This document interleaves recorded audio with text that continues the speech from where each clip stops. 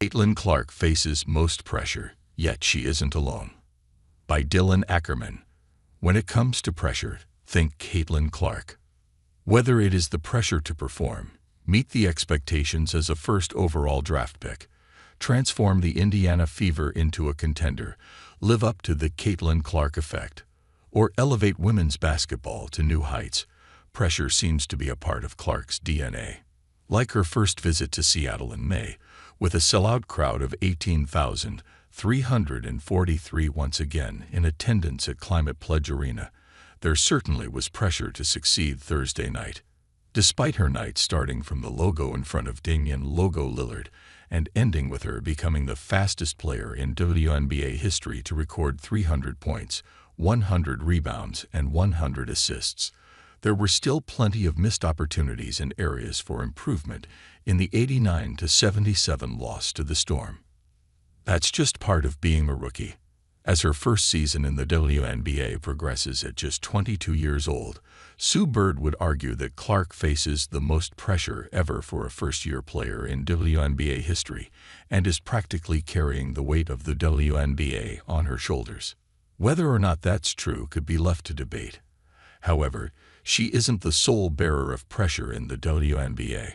Jewell Loyd, the first overall pick in the 2015 WNBA draft, who scored a season-high 34 points Thursday night against Clark's Indiana Fever, understands a thing or two about the expectations that come with the title.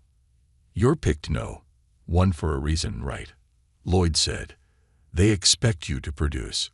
Your job is to come out there and do your job. So there's expectations and pressure you put on yourself, or from the fans and media. That's just part of the game."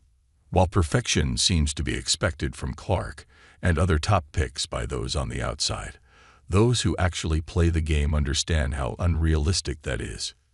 People don't understand what kind of burden she has on her shoulders at times. Storm rookie Nika Mull said, "Being perfect on and off the basketball court, saying the right things all the time. It's a lot, especially for someone who only focuses on basketball and who's been so good at it, exceeding all expectations." 2024 U.S. Open Final Round highlights. "I want to give her praise because she's been handling it so well. I bet it's exhausting, and I bet it's a lot that's asked of her on a daily basis. She's handling it with grace and so humbly." Mull and Clark, both part of the 2024 WNBA draft, not only went to battle 3 times at the collegiate level, but actually were matched up against each other, most notably in a Final Four matchup that saw Clark's Iowa Hawkeyes beat Mull's UConn Huskies by 2 points in April. "Hatred can stem from this because that's just competitive nature," Mull said. "The goal is to beat somebody and rip their heart out on the court. But at the end of the day, pressure, regardless of how much or little, is pressure, and that is a common ground for all WNBA players and athletes alike. I feel like a part of me understands it. And don't get me wrong, I understand it to an extent," Mull said. "She is in a much bigger position than I am. Being at UConn, where the standards are so high, the expectations are always on 100.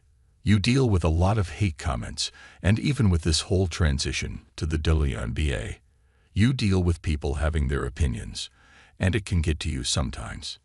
Dealing with these expectations is easier said than done, especially after games in which those expectations may not have been met." Turning back the clock to 2014 for Loyd, it was always about getting right back in the gym. And to this day, she still does that. "You understand what it is," Loyd said. "You got to this point for a reason. You understand how it feels to make shots, how it feels to miss shots. So it's honestly always got to be kind of the next shot mentality." That very mentality is why Loyd has lived up to the pressure. It's about having the right mentality when it comes to dealing with the outside noise. It's a lot of people talking, a lot of opinions, and everybody's entitled to it, Mull said. But it's at the point when people who don't understand and are not in the position we are that maybe share so much hate and hateful opinions, it gets a little crazy. But at the end of the day, you have to realize that it doesn't matter. Like who gives an expletive, with all due respect. So I mean, I really just don't care. It took me time to get to the point where I don't care. And it still is hard sometimes, but I don't care. As simple as that sometimes, so simple.